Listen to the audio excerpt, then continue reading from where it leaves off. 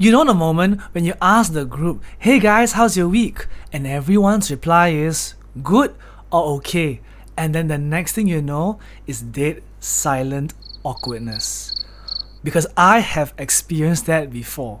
Over the years, I realized that it was not the problem of the people, but it was the problem of the question. Sometimes I ask questions that are too vague and generic, that gives you very meh kind of answers, and sometimes I ask questions that are too personal, too deep, which can make people feel afraid. So over the years, I started collecting questions that I learned from other people in real life experiences, and I've collected to this 3 question playbook that allows me to connect with strangers instantly.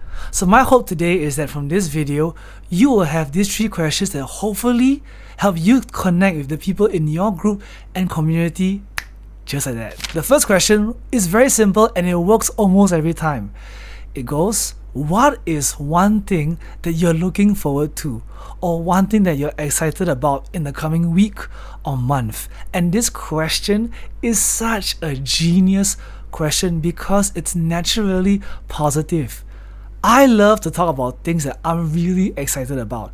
When it comes to football, when it comes to making videos, I will tell you everything. And this question goes into that area of what are you looking forward to? And people are again more inclined to share about positive experiences because that's what they are also looking forward to. Now here's the key thing. Once they answer and they share with you, right? It could be a project, it could be a holiday, it could be dinner with the family or friends. Don't just say cool, but instead ask them, why are you so excited for the holiday? Maybe it's because they're going to go to Japan, somewhere that they have not been for very, very long. Or maybe the project, they're looking forward to finish it because they have such difficult group members. And when you ask those kind of questions, it opens up so many more avenues for you to connect with that person. The second question is called High, Low, Buffalo, which is something I learned from Vin Giang. High is one thing that you had enjoyed or you were happy about the past week. Low is something that you have been struggling or you didn't really enjoy the past week or maybe even month. Buffalo is one fun fact about yourself that the person listening to you has no idea. I'll share with you a story. I remember one time I was out at lunch with my youth member Jaden and I bumped into Kelvin and Rachel, and so I challenged Jaden, why not you play High, Low and Buffalo with Kelvin and Rachel? Jaden had no idea who Kelvin and Rachel were. Kelvin and Rachel had no idea who Jaden was, but they all knew me. And so we played. The highs and the lows were pretty standard, but when it came to the Buffalo, Kelvin shared, I have a birthmark somewhere on my body. And Rachel, his girlfriend of a few years, turned to him and was like, what? You have a birthmark over there? I've never ever noticed that. And in that moment, it was so funny and hilarious because Jaden and myself were shocked, like, oh, I thought you would know these things about each other, but they don't. And that's the power of good questions. They don't need to be deep, but they allow you to find more touch points for you to ask questions about. When you ask about your highlight, you know what they enjoy. When you ask about their lowlights, they're also sharing about a personal struggle that you can also ask and relate more to. And again, really shout out to Vin because this is one question that I've really enjoyed using as part of my getting to know you toolkit. My last question that I ask will vary depending on who you are talking to. If it's an adult, I would ask them, what's one thing you enjoy about the work that you do? And if it's a student, I will ask them, what's your favorite co-curricular club? Because all students have to choose a club in school. Or what's one thing about your favorite club that you really, really enjoy? And the question is powerful because it allows people to reveal what they value in where they spend their time in. Normally, people ask a very basic question, what's your job? And then their brain goes into, oh, I do X, Y, and Z, and blah, blah, blah. But when you ask them a question that is, what do you like about the job that you do? You are already elevating yourself, not from a basic conversation, but for someone that actually wants to get to know them deeper and better. And the point is that you allow them to reflect openly with somebody that is willing to listen.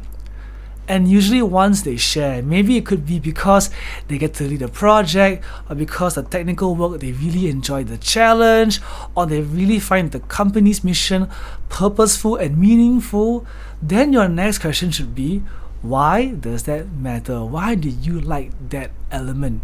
And again, another reflection question to get to know them even deeper.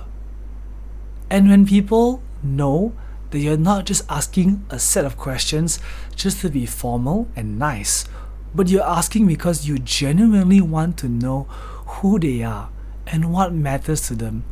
Just like every kid, if you ask me what's my favorite toy as a 5-year-old, I'm gonna tell you everything about my favorite toy, right? And I think the bonus question is, if they talk about more technical thing, like I love to make videos, right? Then my question would be, I'm not really good at making videos, or actually I'm kind of curious. If I want to get into the field of interest that you are already in, what is your advice? And people naturally start talking because they would have known so much more about the things that they are interested in. And that's really my 3 questions. My first question is, what's one thing you're looking forward to? My second question is high, low, and buffalo. And the third question is, what's one thing that you enjoy about the things that you do, or what's one thing that you enjoy in the club that you attend? Important note, it isn't just about the question that you ask, but also how you ask and carry that conversation. Now, how to have a conversation, that itself is a whole discussion. But my quick tip is that once you ask a question, allow them to answer and don't give solutions. Just listen and be okay with a bit of silence. Silence is really uncomfortable, but silence is also a space for the listener to process their thoughts and give you back an answer. Usually what I do is that when I ask a question, I count in my mind. 1, 2, 3, 4, 5. I don't count 1, 2, 3, 4, 5 and I pressure them to answer, but I count it in my head, and I smile and I nod. And this affirms the listener that I am interested, I am genuine, right? Sometimes the best way to connect with people is just being present. Your questions are the starting plug to the fire, and that presence of silence and the presence of being engaged is you fanning the flame that you're gonna connect in the person that you're talking to. So here's my challenge. At the next weekly gathering that you meet your community or your youth at, try asking one of these 3 questions and listen to how they respond.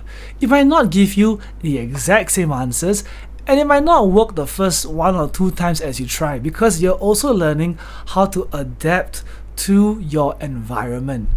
I think the key part is that the best playbook for connecting with people is not the one that you watch online, but it's the one that you bring on ground, test, refine, and tweak to the people that you are spending time with. Because that's how you go from a good communicator to a great connector. It is by experimenting and continuously putting the effort to build connections with the people that you spend time with. So that's my go-to toolkit. If you want it written down in a worksheet for you, the link's in the description, and I'll see you all in the next video. Peace.